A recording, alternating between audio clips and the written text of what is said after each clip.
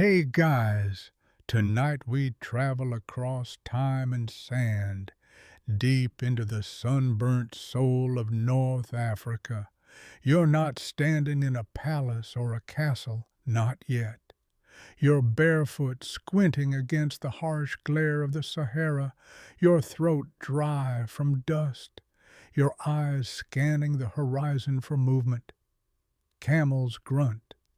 Date palms sway like tired dancers. The dunes seem endless, and so does the heat.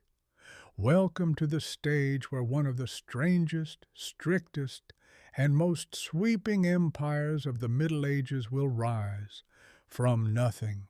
You probably won't survive this journey if you expect luxuries, air conditioning, or even a sip of wine.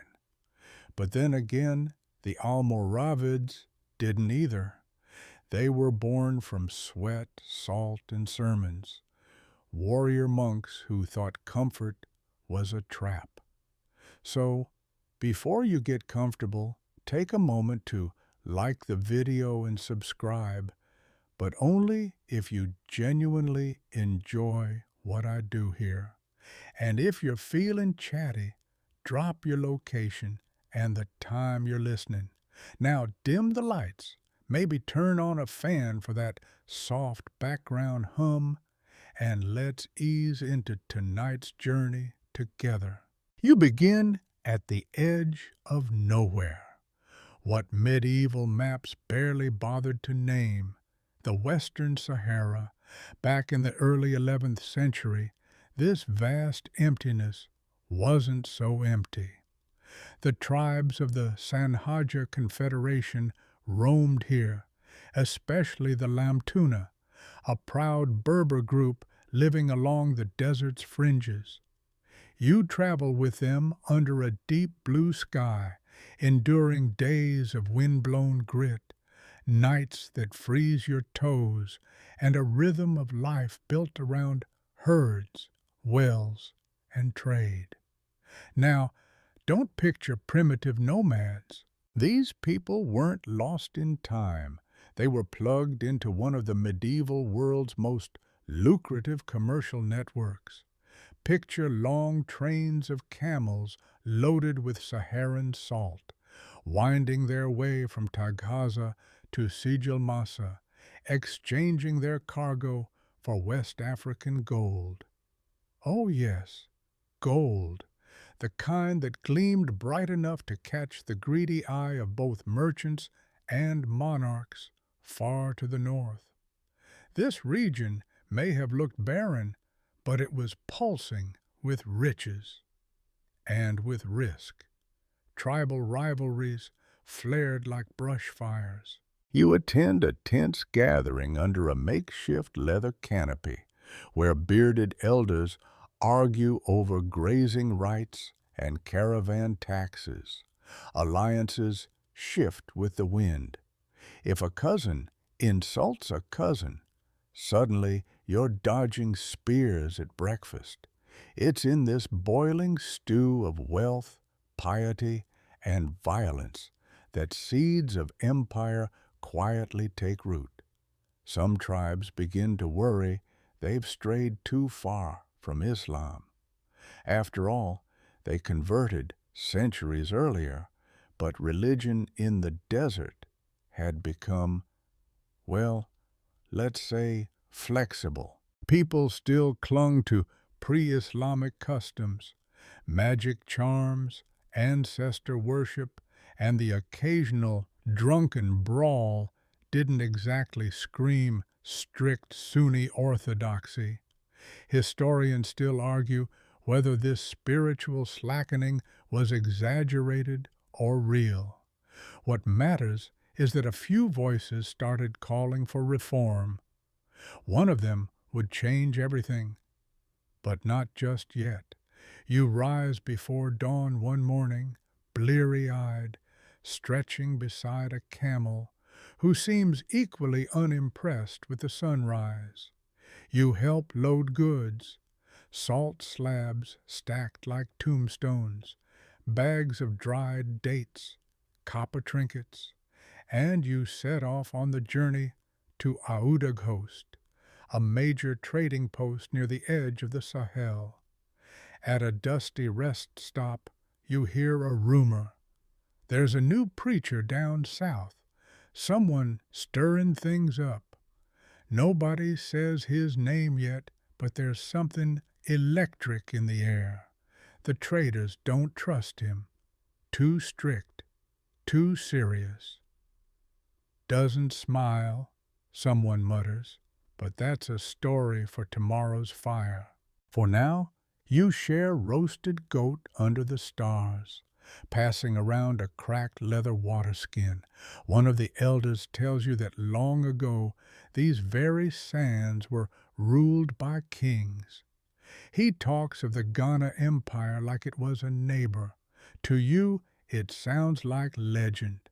But empires, it seems, are always waiting just beneath the surface. All they need is pressure. And in this desert, there's no shortage of that. Just before sleep, you feel the sand shifting beneath your bedding. Maybe it's just the wind, or maybe it's history stirring. You're sitting cross-legged on a woven mat, squinting against the midday glare. A nervous hush has fallen over the small desert camp, and every eye is fixed on a man standing beneath a crooked acacia tree. He's not tall, not dressed in gold or armor, just a wiry figure in coarse wool, clutching a worn-out Quran. This is Abdallah ibn Yassin. You've just met the man who's going to turn wandering tribes into an empire. Let's be clear, he's not here to make friends. Ibn Yassin was a Maliki jurist, trained far to the north in religious law. He was brought into the desert by Yahya ibn Ibrahim, a chief of the Gudala tribe, who had returned from pilgrimage to Mecca, and was deeply rattled by how, shall we say, relaxed his fellow Berbers were with the rules of Islam. We're talking women unveiled, men half-lit at weddings, and more than a few pagan rituals clinging like burrs to the faith. In Ibn Yassin's eyes, this wasn't just incorrect, it was dangerous. So here he is, summoned to guide these nomads back to true Islam. But the man didn't just hand out prayer schedules. He called for full-on religious purification, no charms, no tomb veneration, no musical flutes during weddings, and absolutely no wine, not even for headaches. Now, the reaction? Mixed. You watch the tribes nod along politely one moment, then exchange side eyes the next. Is this guy serious? Someone whispers behind you. He is, dead serious, and he's not alone. With him is a growing group of loyal students, young men who call themselves Almoravids, those who have tied themselves to a spiritual frontier. The name will evolve into Almoravids. And no, this isn't a metaphor. They've literally tied themselves to religious devotion and each other. You're drafted into early training. At dawn, you rise to chant verses. At midday, you're sparring with sticks. At night, there's Quranic memorization around a fire. No feasting, no flirting, no nonsense. Just faith and discipline. Ibn Yassin believed that if Islam was a sword, it should be sharp and well-oiled, and held by a steady hand. But not everyone agreed. The Gudala tribe, the ones who invited him in, start grumbling. Too many rules, too little wiggle room. Ibn Yasin calls them out, publicly. Big mistake. You feel the tension spike like a summer fever. Soon he's kicked out of the Gudala camp, banished. The very people who summoned him now treat him like a heretic in reverse. You watch him pack up his Quran, not even flinching. Let them fall, he mutters. Luckily, one tribe doesn't turn away. The Lamtuna, tough, warrior proud, and thirsty for purpose, welcome him in. You ride with them deeper into the desert, to a remote island in the Senegal River called Rabat. There, far from gossiping rivals and judgmental elders, Ibn Yasin builds his dream. A fortress monastery of sorts, where warriors become scholars and scholars become warriors. You see calloused hands flipping Qur'ans. You hear swords clashing in dusty drills. You feel heat, hunger, and harmony. And slowly, something terrifyingly efficient begins to form. A brotherhood that can recite law and ride into battle with terrifying calm. There's even a motto, command good, forbid evil. You see it etched into camel saddles and tattooed onto forearms. They mean it too. You watch one initiate toss his brother's amulet into a fire, then bow his head as they both cry, faith before family. Still, not everyone outside this circle is impressed. Fringe groups mock the Murabitun as desert zealots. Sand scholars with sticks, one merchant laughs. Historians still argue whether Ibn Yasin was more spiritual reformer or political opportunist. Was he truly pious, or just a brilliant manipulator who found a tribe desperate for identity? Either way, the result is the same. You blink, and suddenly this movement isn't just about prayers. It's about power. Tribes begin merging under the Almoravid flag, not through sweet words, but through raids and conversions. You trail behind horsemen who shout, "There is no God but God," as they storm rival encampments. And yes, you're starting to worry. These aren't quiet scholars anymore. They're becoming something bigger, sharper, hungrier. By now, Ibn Yasin isn't just preaching purity, he's outlining war strategy. You help map the route to Sijil Masa, a wealthy city-state northeast of the Atlas Mountains. You didn't even know what a city really was before this, and now you're preparing to storm one. The desert gave them discipline. Ibn Yasin gave them direction. And what they're about to get is ambition. The night wind scratches at the sides of your tent like a curious ghost, but you can't sleep. Outside, voices argue in low tones, tribal leaders grumbling again. You roll over, knowing full well what it's about.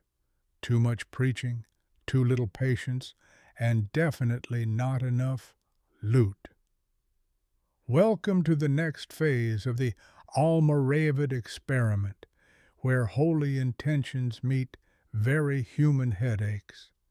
It turns out that forging a unified movement from dozens of proud, stubborn Berber tribes is about as easy as herding angry camels through a pottery shop. You get up, wrap your cloak tighter, and walk toward the edge of the camp. In the faint glow of firelight, you see Ibn Yasin sitting alone, head bowed over his prayer beads. He's calm, but behind him, his movement is starting to wobble. This isn't just growing pains, it's identity crisis. You've got devout warriors quoting hadith and tribal elders counting goats. One group wants to smash idols, another still wears bone charms under their robes. And let's not forget the teenage recruits who mainly joined because they heard the Almoravids were winning. Tensions flare. One morning you wake to find a camel's throat slit, not for food, but as an offering to old desert spirits. Ibn Yasin is furious. He gathers the men and delivers a sermon so fiery that several faint in the heat. He demands public repentance. Some comply, others not so much. This leads to the first real split. One major tribe, the Masufa, packs up and leaves in the middle of the night. No shouting, no bloodshed, just quiet rejection. You see it happen, a long line of silhouettes vanishing into the dunes, their torches fading like stars before dawn. Historians still argue whether these early schisms were ideological or simply about power. Did these tribes really disagree with Ibn Yasin's theology, or were they just sick of taking orders from a guy with no blood ties? Whatever the reason, the result is fragmentation, and it nearly sinks the movement. But Ibn Yasin does something unexpected. He adapts. You're there as he gathers the remaining tribes, not with threats this time, but with reassurance. He agrees to more flexible leadership, tribal input on military campaigns, shared spoils, a bit of breathing room on non-essential rituals. Not wine, of course. That's still a no-go. You sit in on tense tribal councils that now end with something new. Consensus. Sure, it's gritted teeth consensus, but it holds. For now. And then come the tent schools. Oh yes, portable madrasas sprout up across the camps like desert mushrooms. You help pitch one near a watering hole, a dusty blackboard, scrolls tied with rope, and teenage boys reciting scripture while their horses graze in the distance. It's bizarre and beautiful. You realize the Almoravids aren't just spreading a movement, they're building an intellectual network on the move. But it's not all reverence and recitation. There are still squabbles over territory, food, even brides. You once saw two young warriors nearly stab each other over who got the last handful of roasted millet. Spoiler, the camel ended up eating it. Still, unity begins to solidify, not through love, but through momentum. Small victories on the frontier give everyone something to rally around. Rival tribes that once mocked the Almoravids now send emissaries. Some come willingly, others need a bit more convincing. You witness your first forced conversion. A captured tribal leader kneels in front of Ibn Yasin, trembling as he repeats the Shahada. No blood is shed, but something colder hangs in the air. You realize that conviction and coercion are beginning to share the same tent. Despite all this, the movement keeps growing. Trade routes are secured. Fortified outposts rise near oases. You ride with patrols that now refer to themselves as God's army. You're handed a proper sword, and your training intensifies. Fasting, sparring, Quranic drills.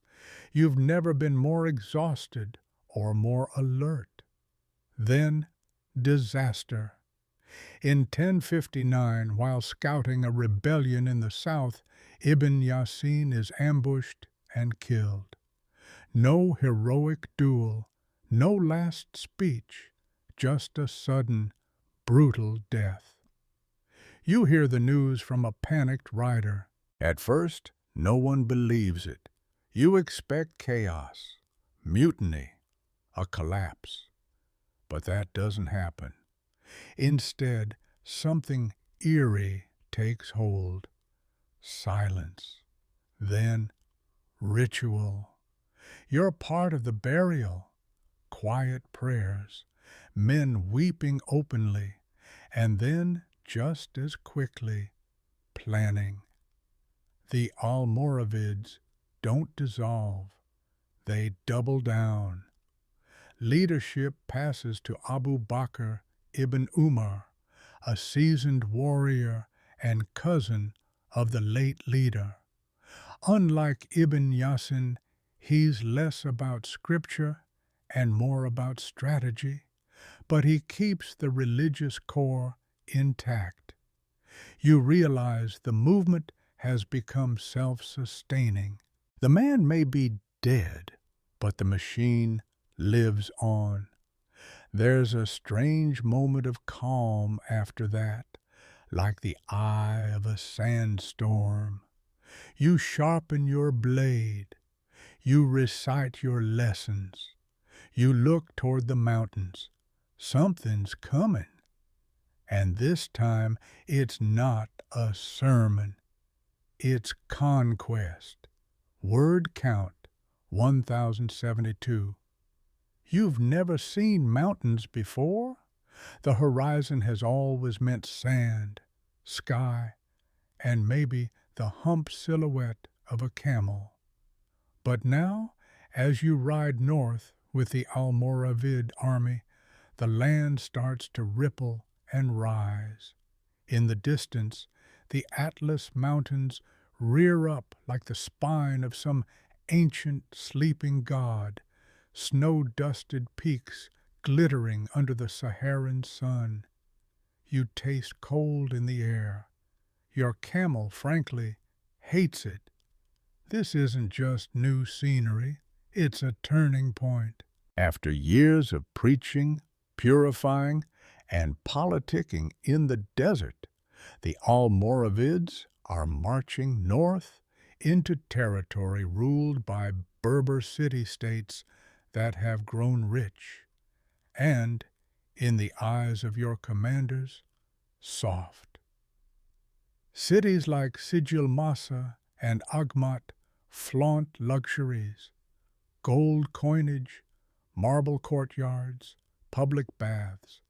You pass through villages where people drink in the open, women wear silk, and nobody seems interested in memorizing Quran verses. Shocking, right? At camp, Abu Bakr ibn Umar addresses the ranks. His beard is grizzled, his robes dust-stained, and his tone matter-of-fact. These people have lost their way. It is our duty to remind them, gently, if they listen, not so gently if they don't. And let's be honest, most of them don't. The campaign begins with the city of Agmat. You crouch in a trench, heart hammering, watching as archers fan out. Traders inside the city walls had laughed when rumors of a desert army reached them. Camels? They scoffed. Against stone? But here's the thing. The Almoravids aren't just devout. They're clever. You help build battering rams using acacia beams from nearby groves. You help dig tunnels beneath the wall, one collapses on your friend Hakim, who comes out with a broken leg and a surprisingly good attitude. When Agmat falls, it's not a bloodbath. The mosque is cleared of old tombs and prayer rituals realigned to strict Malachite orthodoxy. Some local scholars are forced to relearn their own religion. You watch one man burn his poetry collection out of fear. There's a strange mood, equal parts awe and anxiety. Historians still argue whether these early conquests were meant as religious awakenings or territorial grabs in holy disguise. Were the Almoravids really on a mission to cleanse Islam, or just covering empire building with a prayer rug? Either way, you're now living in tents pitched just outside Agmat City Gate. That gate now opens for Almoravid patrols. You help hang a new crescent banner above the marketplace, and you get your first real bath in months. It's weirdly emotional, but the real prize lies ahead. Sijil Masa, a city of gleaming towers, bustling markets, and thick walls. It guards the northern end of the trans-Saharan trade routes, the artery through which West African gold flows into North Africa. Whoever controls Sijil Masa controls everything. You approach the city under cover of darkness. Scouts report gold being hidden, gates fortified, and some local merchants fleeing to Fez. You crouch in the dunes with your unit, rubbing sand into your palms. The command is simple: take the city, spare the faithful. The assault is fast and terrifying. Torches blaze, doors splinter. You're nearly trampled in the surge of horsemen charging the open square. But by morning, the city is eerily calm. The call to prayer echoes from the minaret, twice for emphasis. You help whitewash old graffiti off a mosque wall and learn that the new imam is an Almoravid student. Surprise, but something deeper shifts inside you here. You see the wealth, the silk, the glass lamps, the porcelain from distant lands, and you wonder how long purity and power can walk side by side. At dinner that night, a soldier jokes about holy gold. You laugh, quietly. Abu Bakr leaves shortly after to return south, assigning command to Yusuf ibn Tashfin, his cousin, quiet and serious, with a mind like a locked chest. Yusuf immediately begins reshaping things. Under him, the Almoravids start acting less like wandering preachers and more like a government.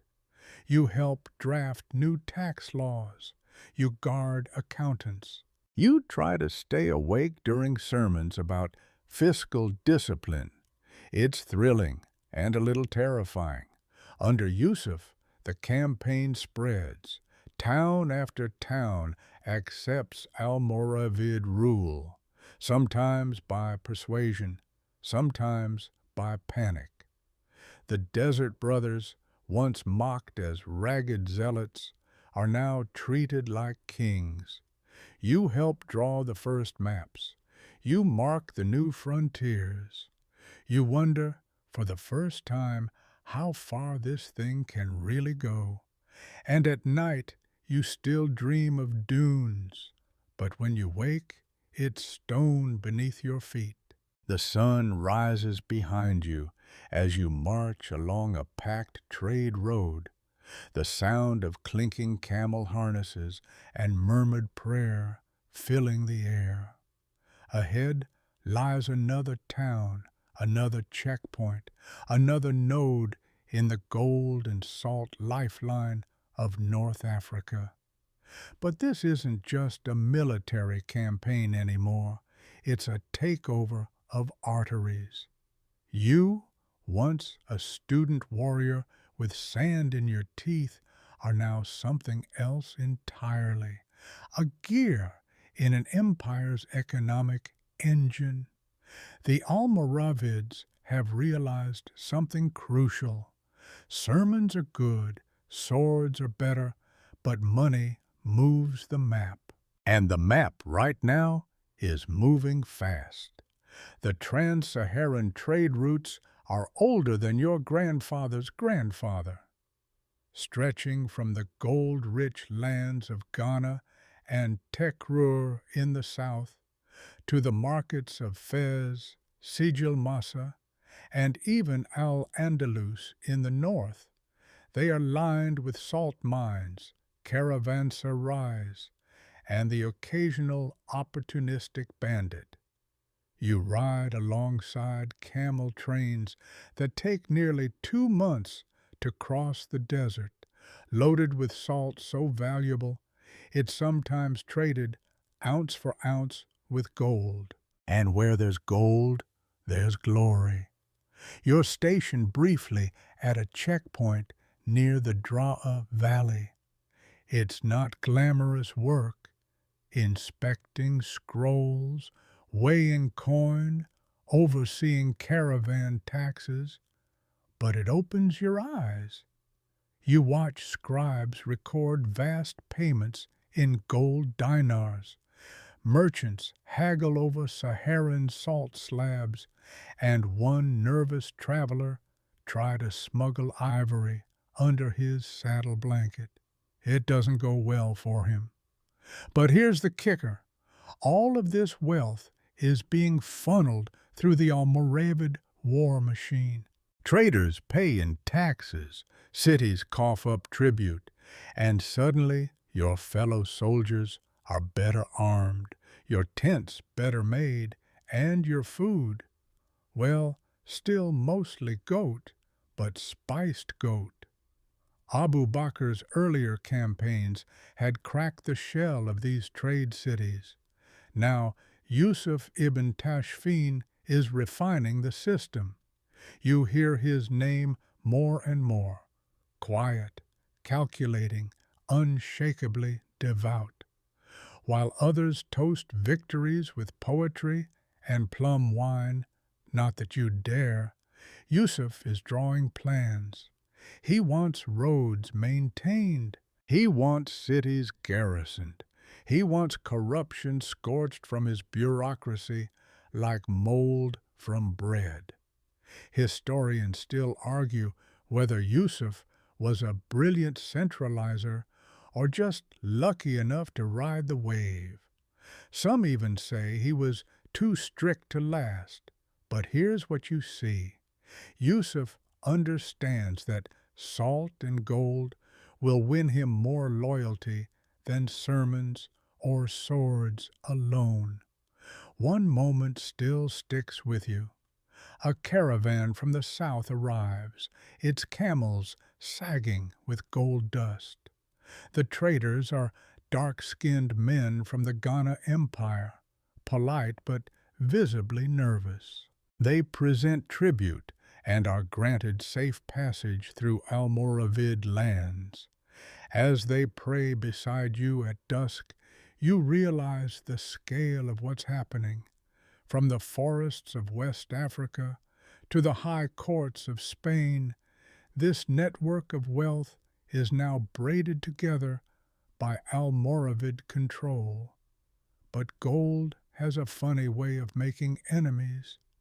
You hear whispers from Fez, merchants frustrated by new taxes, scholars complaining that trade is being contaminated by tribal oversight. One particularly round merchant complains about sand in his silk shipment. Yusuf's officials don't laugh. Then come the raids. Bandits, some of them former tribes who broke away from the Almoravids begin attacking trade routes. You're sent on patrols. One morning, you find a caravan burned, the camels dead, the cargo scattered like spilled treasure. In the ashes, someone has scrawled, "The sands reject tyrants." That night, Yusuf orders new forts built at key passes. You help construct one outpost by torchlight, using mud brick and prayer. The guards there call themselves God's accountants. Still, the system holds. You watch as more cities fall into line, either charmed by the promise of stability or cowed by the memory of what happened to those who resisted. Your unit marches through the gates of Tlemcen and Tiaret, towns where scholars once debated hadith under olive trees. Now they recite stricter creeds nervously. In one of those cities, you meet a scholar who warns you with a strange smile. Even camels grow proud with gold on their backs. You laugh, then pause. He might be right. The Almoravid movement, once a dusty desert flame, is now wrapped in coin and administration. You have officials, tax codes, couriers. You even have standard-issue boots. Somewhere between the Quran and the caravan, the movement turned imperial. And you? You're still sleeping in tents, still praying before sunrise. But your sword is sharper, your food is warmer, your cause is richer. The desert gave birth to faith, but gold is giving it teeth. The sun dips low over the eastern horizon as you huddle behind a crumbling wall, listening to the muffled sounds of a city holding its breath. Sigil Masa was the first true jewel, but this is a prize of another kind. The city of Sigil Masa may have opened the purse strings, but now you're on the edge of Marrakesh, and Marrakesh is different. It's not just another checkpoint or trading hub. It's the first hint that the Almoravids aren't just purifying, they're building. Yusuf ibn Tashfin didn't set out to found a city. He was too practical for grand gestures. But Marrakesh, it rose because it had to. You were there at the beginning, pitching tents near a water source in the Tensif Plain, halfway between the high Atlas and the endless dunes. The place was chosen for its strategic location, close enough to control trade routes, far enough to avoid old elites. In the early days, it's more refugee camp than capital. You sleep on a bed of goat skins, wake to the sound of pickaxes, and help dig out irrigation trenches with your own calloused hands. It's dirty, chaotic, and, surprisingly, kind of exciting. You watch as prayer tents give way to stone mosques, as yurts become barracks, and as Yusuf personally oversees the construction of an early kasbah, or citadel. There are no wine merchants here, no poets murmuring under fig trees, only dust, sweat, and the slow miracle of order forming out of sand. This city isn't built for pleasure, it's built for purpose. Marrakesh becomes the staging ground for further campaigns. the administrative heart of a vast and expanding domain. You're assigned to one of the early census teams. Yes, even empires built by nomads need paperwork. You go tent to tent, counting people, measuring grain stores, and recording tax obligations with a reed pen and a lot of guesswork. Still, Marrakesh grows fast. You're there when the first city walls rise, thick and clay red, molded from the very earth beneath your feet. You walk them barefoot, whispering verses under your breath, marveling at the view, desert to the west, mountains to the east, and a whole lot of destiny in between. The markets begin to hum, traders set up stalls, scribes open tiny schools, a mosque bell rings out 5 times a day, echoing across this strange new order. Historians still argue whether Marrakesh was designed as a military fortress or a city of God, but walking its dusty avenues, you know it's both.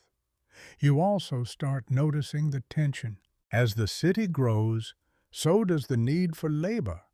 New recruits arrive, not all of them devout. Some are just hungry. Some are opportunists. Some don't know a Quranic verse from a cooking recipe. You're assigned to patrol duty, and one night you break up a dice game behind the granary. Another night you hear singing with drums. Scandalous. The movement is changing. One afternoon you visit a newly built bathhouse. A soldier-turned-administrator is lecturing a nervous bath attendant about proper Islamic modesty. "Keep it plain, no perfumes," he says sternly, "and no idle chatter." You glance around at the delicate tilework and wonder how long these rules will last once the city finishes blooming. But Yusuf, he sees it coming. That's why he clamps down hard. You're assigned to enforce new purity ordinances. No drinking, no music, no public displays of wealth. You help confiscate a merchant's stash of Persian rugs. You hear about a scholar from Cordoba who was expelled for writing a love poem. One of your friends is flogged for sneaking into a makeshift tavern. Yusuf isn't just building a city. He's bottling a movement, trying to preserve its essence before it dilutes. But it's like trying to hold water in a sandstorm. Even now you hear murmurs that this Marrakesh is becoming too rigid, too harsh, that it's stifling as much as it's stabilizing. Still, it works. From Marrakesh, orders are dispatched, troops organized, laws written. You're part of that machinery now, sharpening spears one day, writing edicts the next. You learn to balance your blade with your pen.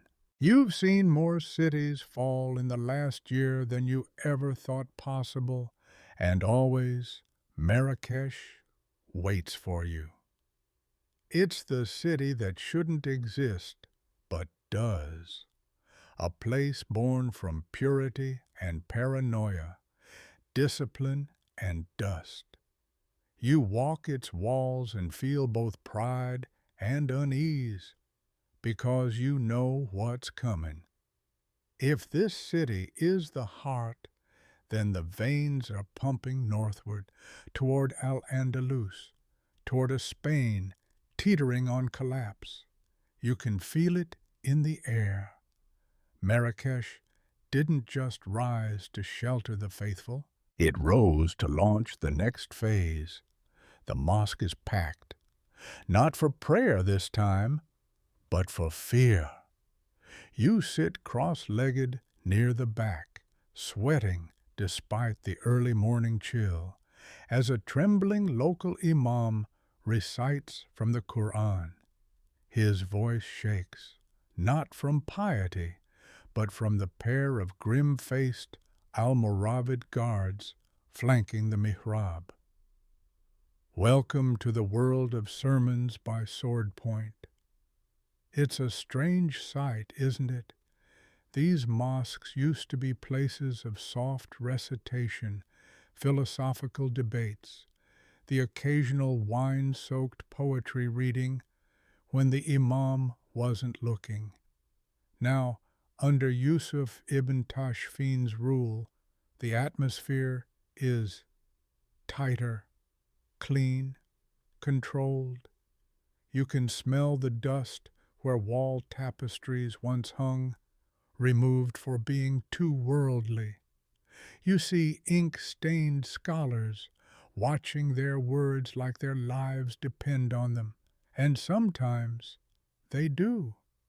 The movement that started with Abdallah ibn Yasin preaching in the wilderness has become something sharper and less forgiving. You, once a student warrior, are now a kind of moral deputy. You've been assigned to Marrakesh's Hispa unit, the Department of Public Morality. Sounds fancy, but it mostly means wandering the markets and keeping an eye out for forbidden behavior. You break up dice games. You dump out jugs of wine. You confiscate love poetry written in the margins of Quranic commentaries. One morning, you catch a merchant hiding peacock feathers in his textiles. Too extravagant. He begs for mercy. You sigh and write the fine in your ledger. The guard next to you just shakes his head and mutters, "Feathers today, fire tomorrow." Historians still argue whether this phase of Almoravid rule was sincere devotion or performative piety meant to pacify both the tribes and the cities. Either way, it's working, at least on the surface. But beneath that surface, you feel it, the tension, especially in Marrakesh. This is no longer a loose network of desert warriors. It's a bustling city, and cities are where contradictions go to grow. You meet a potter who secretly fires wine cups for Andalusian clients. You overhear debates in the bathhouse about whether Yusuf's strict policies are making the people better or just sneakier. A visiting scholar from Fez refers to Marrakesh as a city of whispering tongues. He's not wrong. Still, Yusuf doubles down. You watch as he commissions stricter building codes for mosques. No minarets taller than the Qibla wall, no unnecessary ornamentation. The call to prayer must be chanted without melody. Even the Friday sermons are regulated. Only approved scholars may speak, and only from a vetted script. It's as if the very buildings are being trained to submit. And yet, people adapt. They always do. You start to notice coded phrases in everyday greetings, quiet sarcasm under polite smiles, and secret poetry gatherings disguised as Quranic recitation circles. One night, you stumble upon a hidden room behind a spice shop where men read Andalusian love poems by candlelight. They invite you in. You hesitate, then decline, but you don't report them. Even the guards are starting to bend. One admits that he lets his wife play the lute. "Only indoors," he says with a sheepish grin. You start to see the outlines of a double life spreading through the city like water through dry clay. And what about you? You've memorized half the Quran. You fast on Mondays and Thursdays. You carry the scars of battle, but you also miss music and softness and nights without duty. You once watched Yusuf pray alone, long before sunrise, his face streaked with tears. The man is sincere, of that you're sure. But sincerity doesn't make things easier. It just makes the cracks harder to ignore. Then, one day, something new, an execution. A poet is caught writing verses mocking the strict Almoravid courts. Publicly, boldly, you arrive too late to stop it. You only see the aftermath, a quiet crowd, the poet's final line still scrawled on a wall. A sword may guard the mosque, but it cannot silence the soul. The paint is red, it's not ink. That night Marrakesh is silent. Even the dogs seem to sense something has shifted. You return to your post, recite your prayers, and lie awake staring at the stars. They look the same as they did in the desert, but the air feels heavier now.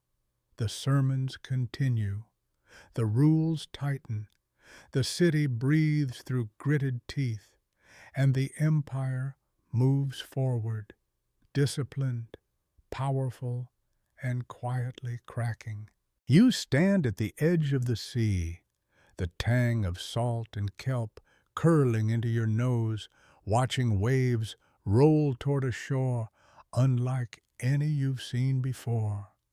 Across the water lies Al-Andalus, Muslim Spain, and tonight, for the first time in your life, you feel history tilt toward you like a boat in the tide. Messages from across the strait have been arriving for months, scrolls bound in fine Andalusian leather, some inked with gold leaf, others with shaky desperation. Muslim princes of Al-Andalus, once proud Taifa kings, are panicking. Christian kingdoms to the north, especially under the iron-willed Alfonso VI of Leon and Castile, are pushing hard, raiding deeper, and demanding tribute. The southern courts, fractured and decadent, are in no shape to resist. And so they do what once seemed unthinkable. They ask you for help. You, a desert-born Almoravid soldier who once slept beside camels and memorized hadith by firelight, are now part of a mission to save Al-Andalus from its own unraveling. You can't help but smirk. A few years ago, Andalusians mocked your people as rustic, uncultured zealots. Now they're begging you to cross the sea and stop their collapse. Yusuf ibn Tashfin, typically reserved and calculating, is cautious. He convenes a council in Marrakesh. You stand on the outskirts of the circle, watching city scholars, tribal elders, and hardened generals argue beneath a fraying awning. Some say, "Don't interfere. Let Spain fall. Let the Christians and soft-cushioned poets fend for themselves." Others argue it's a chance for jihad, a holy struggle worthy of their cause. Historians still argue Yusuf's motives. Was he driven by sincere religious duty to defend fellow Muslims? Or did he simply see Al-Andalus as a golden opportunity, one that could expand the Almoravid banner all the way into Europe? In the end, he chooses action. You help prepare for the crossing. Ships are gathered along the coast at Ceuta, supplies loaded, swords sharpened, Qurans packed in watertight leather satchels. The soldiers chosen to go are the best, many of them desert veterans like you. You shave your head for the voyage, whisper a final prayer under your breath, and try not to think about seasickness. The crossing is rough. The sea has no patience for warriors. You clutch the side of the boat as waves toss your lunch back into the ocean.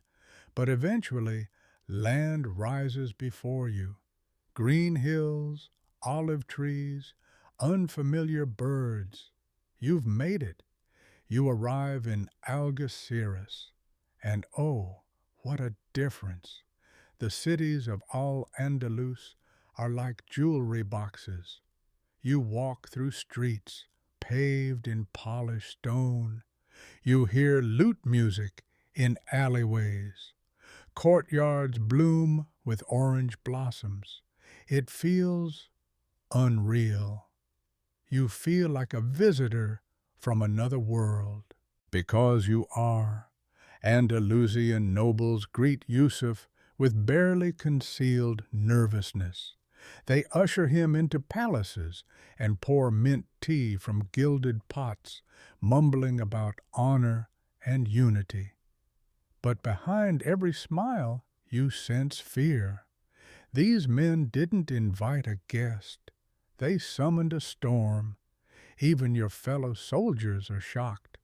The wealth, the elegance, everything glows here. The average butcher in Seville lives better than the commanders in Marrakesh. And the people, they pray, yes, but loosely. You hear a muezzin sing the call to prayer with melodies more suited to a love song. One of your comrades whispers, "They've turned religion into perfume." Still there's no time to dwell. Alfonso VI has besieged the city of Badajoz and threatens to advance farther south. And so the Almoravids gather. Yusuf calls it what it is, jihad, a fight not just for territory, but for faith. You join the army as it marches north to meet Alfonso at the field of Sagracias. You don't know it yet, but you're about to fight in one of the most decisive battles in medieval Iberian history. The morning mist clings to the grass at Sagrajas like a warning. You tighten your grip on your spear, the leather damp from dew and sweat. All around you, the Almoravid lines stretch out in eerie silence. Archers to the rear, cavalry on the flanks, foot soldiers like you, dead center. You try not to look nervous. Everyone looks nervous. Across the field, Alfonso VI's army waits.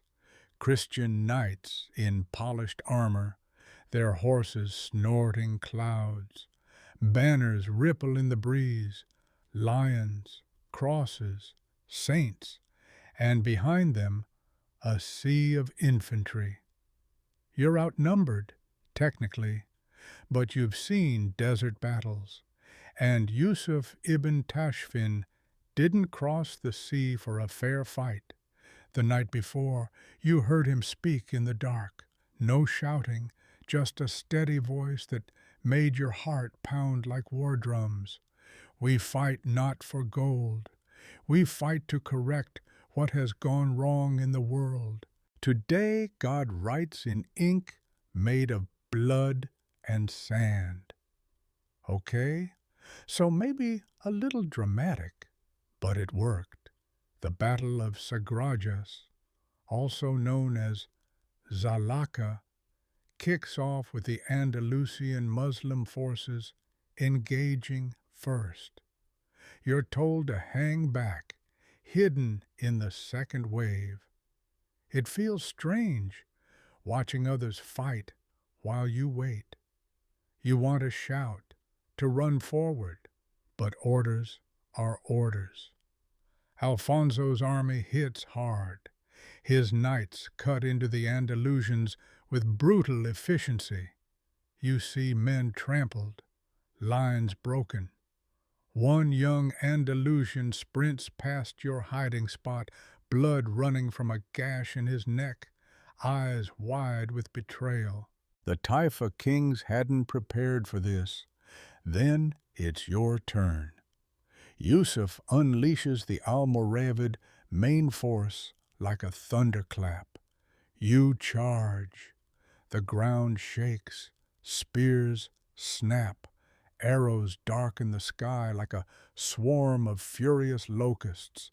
You crash into Alfonso's flanks with righteous fury, and it works. The Christian line stumbles. You press forward, dodging sword swings, tripping over bodies, feeling the strange calm that comes with total chaos. It's not a battle. It's a storm of prayer and pain. You see one knight fall from his horse, and 3 Almoravid footmen swarm him, dragging him down into the dust. Someone yells, Allahu Akbar, and it echoes across the plain like thunder. Yusuf himself is in the thick of it. You glimpse him, wrapped in black, face partly veiled, calmly directing the tide like a man reading a map. His presence alone seems to bend the rhythm of the fight. Alfonso is wounded. His forces reel, and as the sun sets, the field belongs to the Almoravids. Victory! The aftermath? Horrific. You wade through broken bodies, Muslim and Christian alike. The ground is sticky. Flies arrive before the moon does. You find one of your friends sitting on a rock, silently pulling a splintered arrow from his thigh with gritted teeth. He doesn't scream, not even once. Yusuf forbids looting. We did not come here for plunder, he says. Still, some take trophies, bits of chainmail, carved rings, even a noble's jeweled dagger. You pocket a coin, then change your mind and bury it in the dirt. Historians still argue whether Yusuf's refusal to sack Christian towns after Sagrajas was pious restraint or political calculation.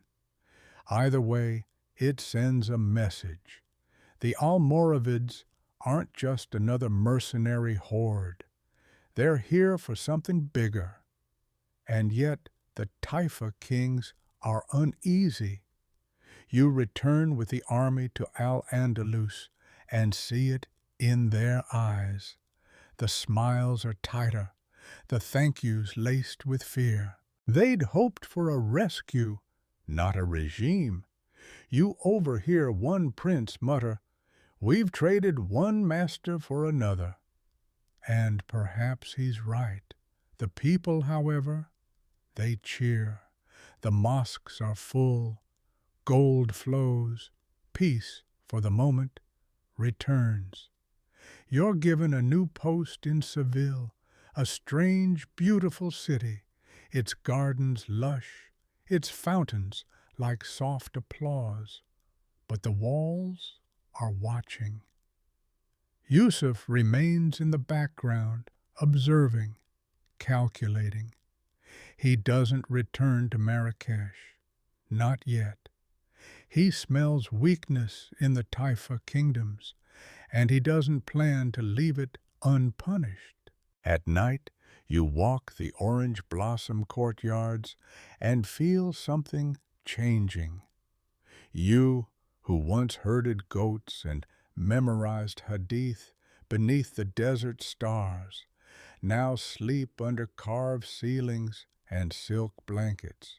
Your hands are clean, your armor polished, but your dreams, they're full of sand. Sagrajas was just the beginning. The breeze in Seville smells of citrus and wet stone, but the air is heavy with something else, suspicion. You sit beneath a lattice of jasmine vines, sharpening your blade, listening as a nobleman walks past, muttering about the black banner that casts too long a shadow. It's clear, no one here expected the Almoravids to stay. But stay they have. And now they're not just guests, they're governors. After the victory at Sagrajas, Yusuf ibn Tashfin becomes a legend in both Africa and Iberia. His restraint in victory earns him admiration. His discipline terrifies. At first, he returns to Morocco, content to let the Taifa kings stew in their relief. But the weakness of those rulers gnaws at him like a fox at a lamb's throat. It doesn't take long for the letters to arrive, again. This time, they're not pleas for help, but complaints about each other. The Taifa kings, it turns out, aren't just soft. They're backbiting, paranoid, and allergic to unity. One prince accuses another of colluding with Christian forces. Another refuses to pay Yusuf's soldiers, grumbling about desert thugs. And so Yusuf comes back, not as a guest, not as an ally, as a conqueror.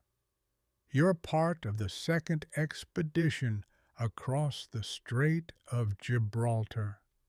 This time, there's no illusion of assistance. The Taifa kings begin to fall like dominoes. First Seville, then Granada, then Badajoz. One by one, they're absorbed into the growing Almoravid realm.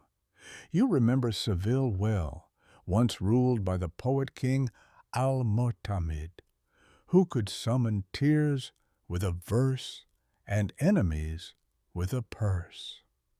You never met him, but you walk through his deserted palace after the city surrenders. His poems are scratched into the walls like echoes. His wine cellars are smashed.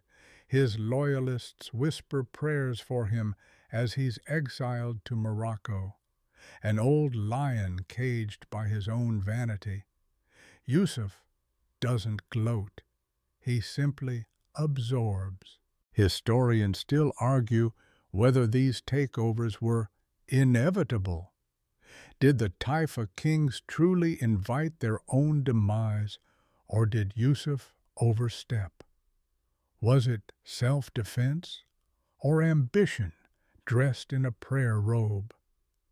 Either way, you're in it now. As Andalusian cities fall under Almoravid rule, you're reassigned to Cordoba, a city famed for its libraries and scholars. You pass beneath arches that glow red in the afternoon light. You eat figs in shadowed courtyards once visited by caliphs. And you see what happens when faith meets culture at full force. Yusuf imposes stricter religious standards. Musical instruments are banned. Female poets flee to smaller towns. Some libraries are purged of decadent literature. You help oversee the reorientation of mosques. Some had drifted a few degrees from Mecca, and that simply won't do under Almoravid precision. But not all is lost. Many scholars stay. Some even thrive, appreciating the order and stability. You attend lectures on Malachite jurisprudence that challenge even your desert-hardened mind. You learn of the stars, of geometry, of medicine. Andalusian knowledge runs deep, even if its poetry is now whispered in alleys. You also begin to see a divide. The people are not resisting with swords, but with silence, with distance, with nostalgia. You watch children mimic the old songs when no one's looking. You hear women hum melodies they claim are lullabies. There's a sadness to Al-Andalus now, even in peace. And in Morocco, Marrakesh continues to grow. Messages arrive weekly. New walls, new scholars, new taxes. It is no longer a desert base. It is an imperial capital. You write letters home that begin, by the will of God and the guidance of Yusuf, the Emir. Still, the cracks are showing. Not in Yusuf, his control is unshakable, but in the foundation. The longer the Almoravids hold Spain, the more the cultural rift deepens. Your fellow soldiers begin to complain of the cities, the softness, the absence of the desert's brutal clarity. Andalusians murmur that life under Christian kings was sometimes less strict. One of your patrol partners, born in the Sahara like you, says it flat out. We didn't fight the infidels to become their tax collectors. You nod, quietly, because you feel it too. You once walked under stars that knew only sand. Now you walk stone streets that remember songs Yusuf would rather forget. And the war isn't over. Alfonso is still out there, rebuilding. The Christian kingdoms may have lost the battle, but they're learning, adapting, watching. So are you. You're watching clouds build in the north, thick, brooding, unseasonal ones, not just weather, but omens. In the plazas of Cordoba, in the quiet markets of Seville, in the murmurs behind mosque pillars, you hear it. The Christians are moving again, and this time they've learned. After Sagrajas, the Christian kingdoms had been rattled, yes, but not broken. Alfonso VI may have limped home wounded, but he didn't stay quiet for long. And now a new name is rising on the northern wind, El Cid. You hear it first from an Andalusian merchant, spoken with admiration, fear, and maybe a little resentment. El Sayyid, he calls him, the Lord. A Christian warlord, brilliant and brutal, feared by Muslim and Christian alike. El Cid, real name Rodrigo Diaz de Vivar, is the kind of figure who breaks categories. He serves Christian kings. He hires Muslim mercenaries. He conquers Valencia, yes, Valencia, and holds it like an independent state. Some call him a traitor to Islam, others, oddly, a hero. And you're just trying to make sense of why his name causes your Andalusian contacts to clench their jaws so tightly. Historians still argue whether El Cid was simply a clever commander or a proto-crusader in disguise. Some say he was opportunistic, others say ideological. What's certain is this: his rise is a sign that Al-Andalus is no longer Almoravid playground. You're dispatched to patrol near the borderlands, dry hill country where olive groves double as ambush points. Your unit engages in skirmishes with Christian scouts who speak Arabic better than you do. One leaves behind a scrap of parchment with verses from the Koran written in Latin letters. You blink. You wonder, are these men praying or pretending? Back in Cordoba, tensions rise. Yusuf ibn Tashfin has declared himself Amir al-Muslimin, commander of the Muslims. Not caliph, mind you. He's still careful not to claim that supreme title, which officially belongs to the Abbasid Caliph in Baghdad. But it's a message. The Almoravids aren't just warriors now, they're rulers of the Muslim West. The declaration is met with stiff-backed loyalty in Morocco, cautious respect in Al-Andalus, and outright sarcasm in some of the Taifa remnants.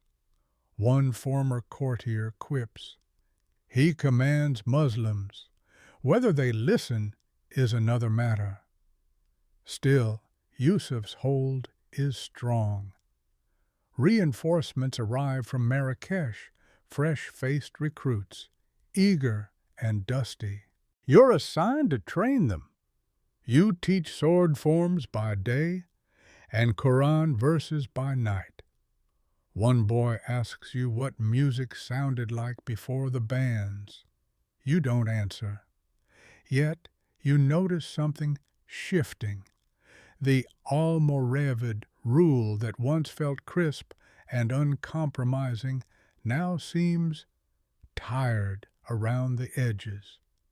Tax collectors argue with local judges, farmers grumble about conscription, markets are quieter, fewer travelers, fewer smiles. A kind of slow breathlessness is settling over the cities. Then, news from the north: El Cid is dead. Valencia has fallen. You expect celebration. Instead, you hear worry. Because with El Cid gone, new Christian kings are rising, and this time they've seen what the Almoravids can do, and they're planning for it. The military orders, Templars, Hospitallers, are sharpening their own blades now. Alfonso's heirs speak more often of Reconquista, and somewhere in a cathedral far from here, someone is calling for crusade.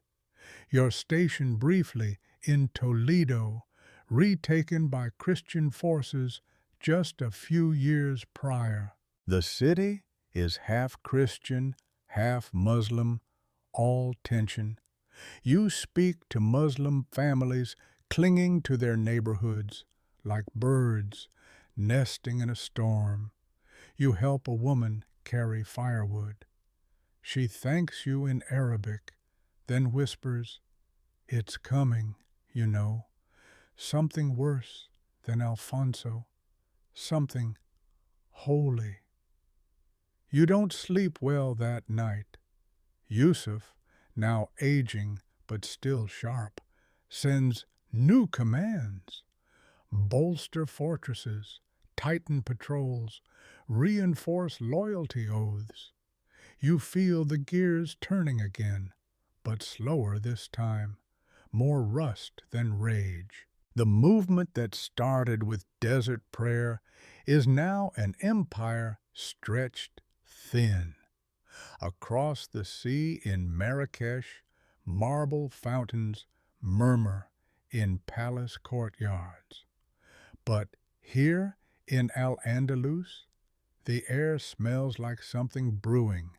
Not revolt, not yet, but something bigger and far closer than you'd like.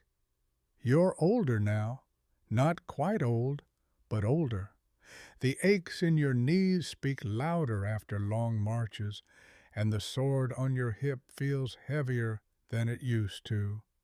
You've stopped sleeping through the night, not because of fear, well, not exactly, but because there's too much to remember. And lately, there's too much to worry about. Yusuf ibn Tashfin is dying. Word spreads from Marrakesh like desert wind, dry, undeniable, and carrying the scent of change. You hear it first from a caravan driver in Seville, then from a merchant in Granada, and finally from a letter bearing the royal seal. No details, just a short line. The emir's breath grows shallow. Yusuf has ruled for decades. He crossed the sea in his 40s, and now he's nearly 100, an absurd age, even by noble standards. Some call him the desert Methuselah. Others whisper that he'll never die, just dissolve into sand. You almost believe it. You served under him, watched him lead battles, cleanse cities, reject excess.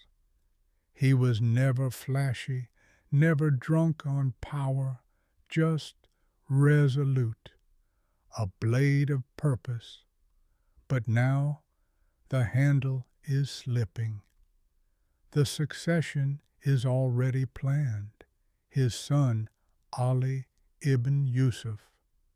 Ali is young, well, younger, intelligent, polished, raised more in courts than tents.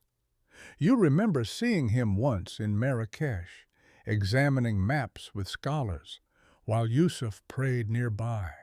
He asked good questions, but still, he's no desert ascetic. He wears robes with embroidery. He prefers books to battles. You know what that means. The empire will survive, but the movement may not. Historians still argue about this exact moment, whether the transition from Yusuf to Ali marked the beginning of decline or just the next phase in a normal dynasty. But you feel it in your joints, in your gut, in the way younger soldiers laugh louder now, and stricter scholars seem a little lonelier. Ali assumes power without civil war, a miracle in itself. The people respect his father's legacy, and Ali does his best. He sends letters reaffirming Almoravid law. He increases stipends to scholars. He even visits Andalusian cities personally, holding Qur'ans aloft like torches in fading twilight. But trouble stirs. The Christian kingdoms are bolder now. Castile is restless. Leon is gathering troops. In the east, the new kingdom of Aragon is sharpening its teeth. And in the halls of European cathedrals, the term crusade has found eager ears. These new warriors don't come to negotiate, they come to conquer, with steel and sermons alike. Worse still, Andalusian resistance is rising again. You thought it was over after the fall of the Taifas, but now new thinkers, Sufi poets, fringe scholars, embittered nobles are whispering sedition in coded rhymes. One poem makes it all the way to Marrakesh. It ends with the line, "Even piety may sour when forced down another's throat." You're assigned to investigate a small Sufi circle in Almeria. Their leader is charming, barefoot, and quotes both Qur'an and wine poetry. He speaks in parables, never quite seditious, but always just far enough to raise suspicions. You leave that city with more questions than answers. Ali tries to adapt. He orders new buildings in Marrakesh, madrasas, gardens, even a grand new palace. He wants to prove that Almoravid rule can be beautiful, not just austere. But every polished tile seems to reflect a people wondering if this is the future they asked for. The soldiers? They're losing edge. You train a new batch in Seville. They argue more, slack on prayer. One carves a Christian symbol into a practice sword for luck. You shout, you confiscate it, but the image haunts you. You write a letter to an old friend still in Marrakesh, another veteran from the early days. You ask, "Do you remember when we thought we were the ones being civilized?" His reply is short. "Now I just remember the silence between dunes." That night, you walk alone through the old parts of Cordoba. You pass fountains dry with neglect. You hear a group of boys singing a love song once banned under Yusuf, and you don't stop them. You find yourself hoping not for victory, but for clarity, for the desert's hard honesty, for a return to something simple. But you know that world is gone, the empire remains, on maps, in law books, in the banners flapping over city gates. But in hearts, a flicker, not a fire. You're standing on a rooftop in Marrakesh, dawn mist curling like fingers through the clay-red alleys below. The city's quiet, but not the good kind, not the peace before prayer kind. No, this is the quiet before a question is asked, and no one dares answer.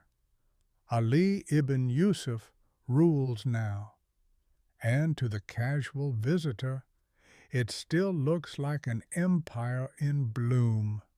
The mosques are full, the markets buzz, the fountains bubble in neat rhythm. But you, who've walked with swords and sermons, who've smelled both blood and rosewater, can tell something's off. You feel it in the tone of the Friday sermon, still correct but cautious. You see it in the eyes of the palace scribes, nervous, flitting to shadows. You hear it in the patrol guard's footsteps, slower, heavier. And you definitely see it in the merchants. They're trading more spices, less salt, more silks, fewer Qurans. Something has shifted. Ali, to his credit, is trying. He's not Yusuf, but he's no fool either. He modernizes parts of the bureaucracy, new coinage, new building codes, even hires some Andalusian architects to soften Marrakesh's severe skyline. The city begins to glow at night with lanterns strung in straight, almost European lines. Some like it, others don't. He also strengthens the navy.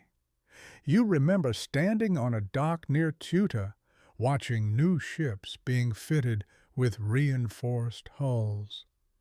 Ali knows what's coming across the water and up from the Christian kingdoms. He wants to be ready. But empires don't just collapse from without. They erode from within. That's where the Almohads come in. You first hear the name from a desert trader passing through Marrakesh. He says it softly, almost conspiratorially, like it's a curse or a secret. Al-Muwahidun, he says, those who proclaim the oneness of God. You arch an eyebrow. Isn't that what we've been doing all along? Apparently not well enough. The Almohad movement begins in the high Atlas Mountains, led by a mysterious preacher named Ibn Tumart. He claims the Almoravids are half measures, that their interpretation of Islam is wrong, too literal, too narrow. He calls for purification of the purified. A new movement, a second wave. Historians still argue over Ibn Tumart's early years. Some say he studied in Baghdad. Others think he never left the Maghreb. But what's clear is this: he's charismatic, uncompromising, and gaining followers fast. You're assigned to gather intelligence in the mountains. You and a few other veteran agents, desert ghosts they call you, ride up into the stone valleys wearing simple robes and neutral faces. What you find unsettles you. These aren't just bandits or zealots. They're organized. They pray with discipline. They debate theology like soldiers planning ambushes. They have rules, ranks, and messengers faster than hawks. And they're angry. You sit in on a disguised teaching session. Ibn Tumart's followers rail against the Almoravids' materialism, their obsession with outer forms. One speaker mocks Marrakesh's growing luxury. You build fountains while your people thirst for truth. The line gets applause, quiet, sharp applause. You return to Marrakesh and deliver your report. Ali listens carefully. He strokes his beard, then sighs. We were once them, he says, more to himself than to you. Now we are the ones they must surpass. The palace tightens security. Patrols increase. Propaganda scrolls flood the mosques, reminding the people of their blessed leaders, their noble struggle. But something in the tone has changed. It's less inspiring, more pleading. You walk past the old training yards and see young recruits sparring in clean robes, giggling between strikes. You remember training with dried blood still on your sword. You wonder if they even know what's coming. Back in the Atlas Mountains, the Almohads grow bolder. They take towns, establish courts, begin enforcing their interpretation of the law. You hear reports of rival Almoravid judges being chased out, sometimes stoned, sometimes worse. And here's the worst part. People join them, not in droves, not yet, but enough. Enough to make you nervous. Because if our people, begin to believe there's something purer beyond the mountains, then no wall in Marrakesh is tall enough. You walk the city at night more often now, not as a guard, not as an agent, just as a man watching the edges darken. You stop by Yusuf's old prayer spot, still maintained but dusty. You whisper a verse from memory, but the echo feels thinner than it used to. You once helped build this empire from camel-skin tents and sand-scoured banners. Now you watch it, beautiful, wealthy, proud, begin to wobble like a lantern in mountain wind. The message arrives on stiff parchment, sealed with wax that smells faintly of rose water. You crack it open and read by lamplight. Amgar has fallen. The Almohads control the pass. Just that. No signature, no flourish. Just a line that lands in your chest like a stone. The high atlas has split. Amgar, once a minor way station, nothing more than a dusty trail cut between two cliffs, is now the first real prize the Almohads have seized from your side. And it's not the last. Reports flood into Marrakesh, outposts abandoned, supply trains looted, local imams swearing allegiance to Ibn Tumart's name. You sit in the strategy hall, watching maps turn into memories. Ali ibn Yusuf calls a war council. You've seen many in your years. Tribal meetings under goatskin tents, imperial gatherings beneath domes of gold. But this one is different. It has the desperation of men who know they're being outpaced. Around the table, generals, judges, tribal leaders, even a few nervous scholars. And Ali himself, eyes red from lack of sleep, beard gone almost white. He orders a campaign, a purge. The Almohads must be pushed back into the mountains. No negotiation, no delay. You're recalled to active duty again. You lead a column north from Marrakesh, a familiar rhythm returning to your limbs as hooves pound dry earth and armor clinks in morning fog. But this army isn't like the old ones. It's bigger, yes, but softer. Soldiers grumble about prayer schedules. Horses are sleek but skittish. Supplies are abundant, yet morale feels thin as parchment. In the village of Tinmel, once Almoravid land, you meet resistance like nothing before. The Almohads don't fight like traditional rebels. They fight like believers. They chant verses mid-charge. They cry out, God is one, not just as a war cry, but as a correction. It hits deep. Your men falter. Lines break. You manage a retreat, barely.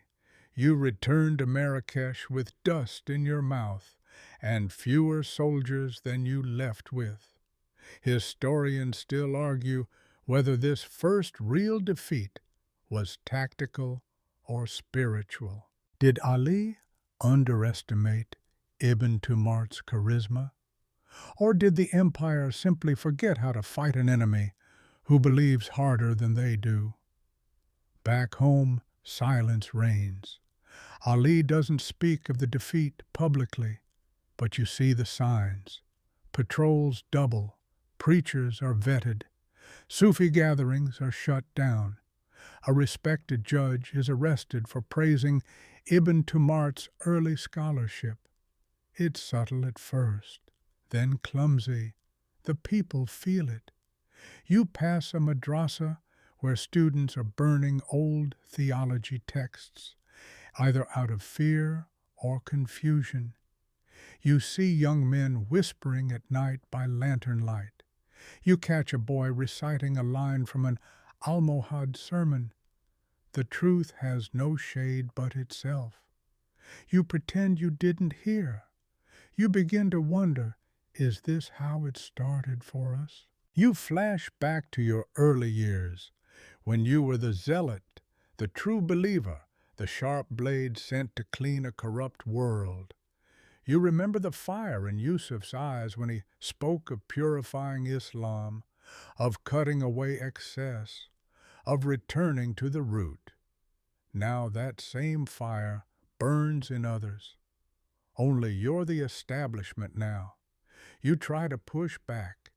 You file reports, recommend new tactics, suggest diplomacy, warn of growing Almohad cells in Fes, and Ceuta. But the replies you get are bland, delayed, bureaucratic. Marrakesh is slowing. It's aging, like Ali. Even the palaces feel colder now. You walk the corridors of Yusuf's old quarters. The mosaics are still perfect. The water still flows in geometric fountains. But there's no pulse. The Almohads are coming down from the mountains with clean sandals and sharpened creeds, and Marrakesh responds with polished marble and unsure hands. Then comes the worst news of all.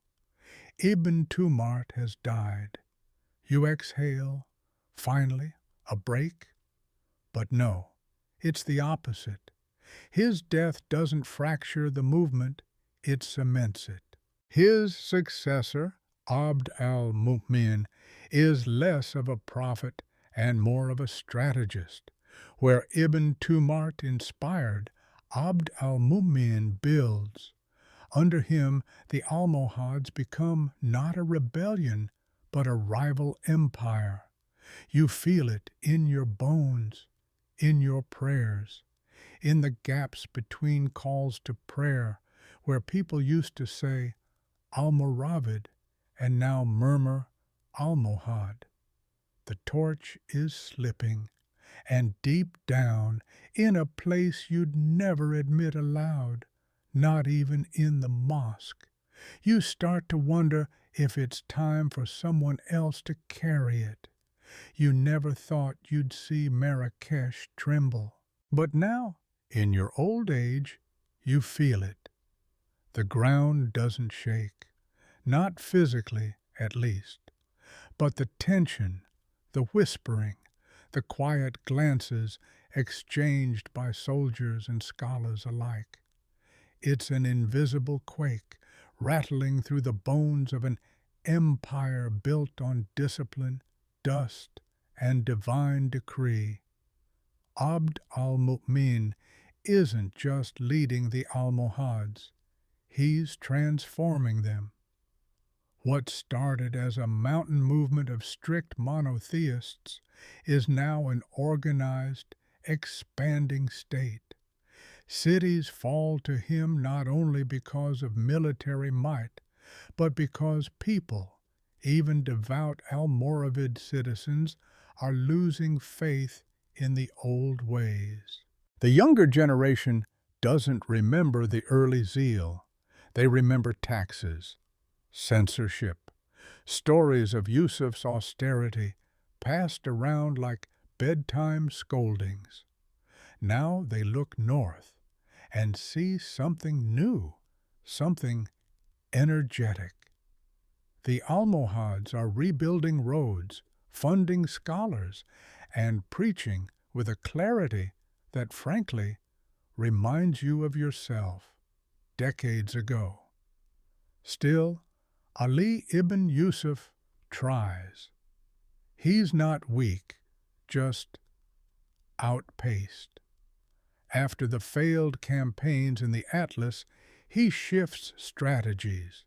He opens diplomatic talks, sends envoys, even invites Andalusian scholars to Marrakesh to revive debate.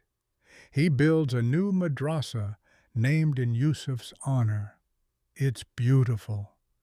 Marble, cedar, Zeli mosaics, glinting like frozen starlight.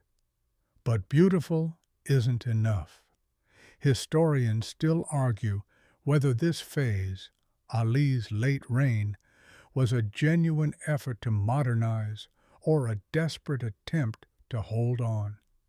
You know what it felt like, watching a sandcastle re-sculpt itself as the tide rolled in. You spend more time with the city's veterans now, old comrades, faces sun-lined and slow-moving, sipping spiced tea in shaded courtyards. You talk of Yusuf, of the early days, of the rough justice that once bound tribes together. One man leans in and says, "We were sharper when we were poorer." No one disagrees. Meanwhile, Almohad propaganda intensifies. In captured towns, they read proclamations calling Almoravids mask wearers of Islam.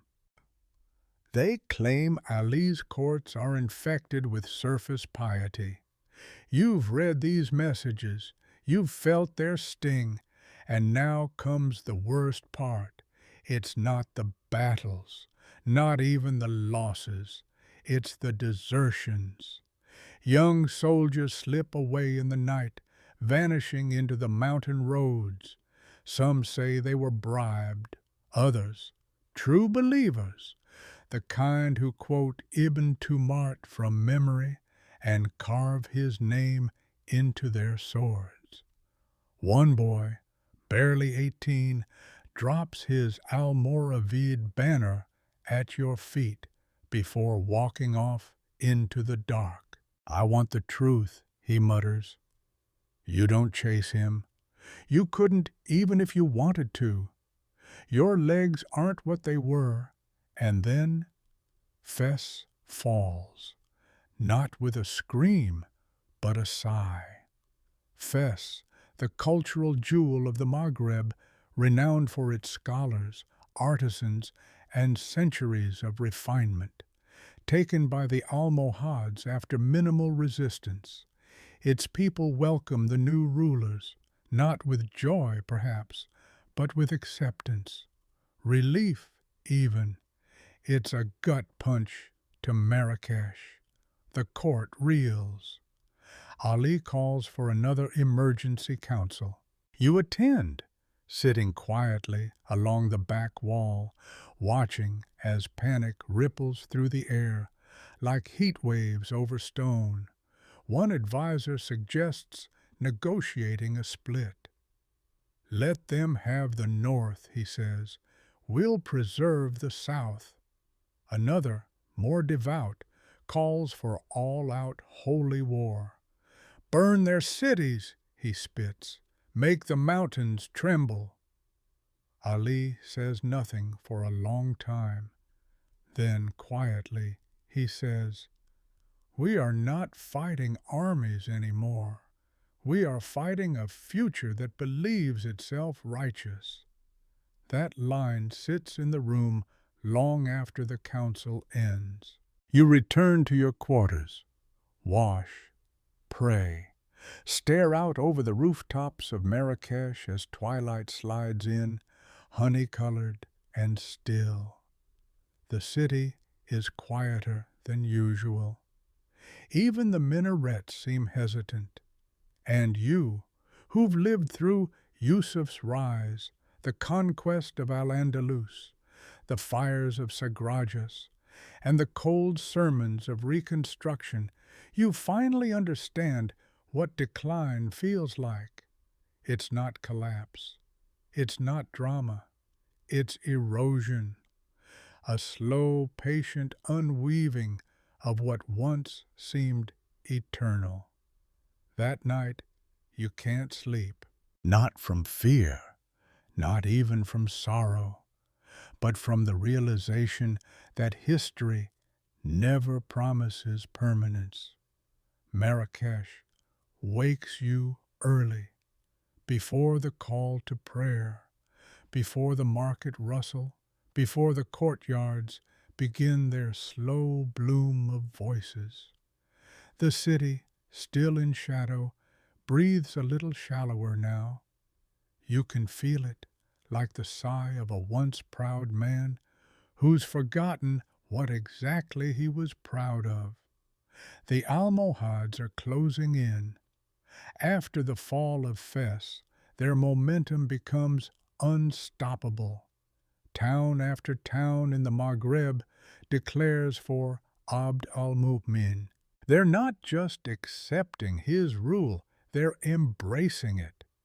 You read letters sent from Tlemcen, from Sijil Mesa, even from old Almoravid garrisons where troops once swore oaths under Yusuf's black banner. Now they're raising the white of unification. Ali ibn Yusuf, graying and tired, doubles down on defense. Marrakesh's walls are reinforced, barracks filled. Scribes work through the night drafting appeals for unity, piety, and remembrance. You are summoned to help train the city guard, more for morale than tactics. You teach boys how to hold a spear, knowing full well they won't be strong enough to stop what's coming. You can feel the desperation. In the markets, people speak more softly. Imams linger at the ends of sermons, perhaps expecting them to be their last. A scholar you once admired disappears overnight. No one asks why. But here's the twist.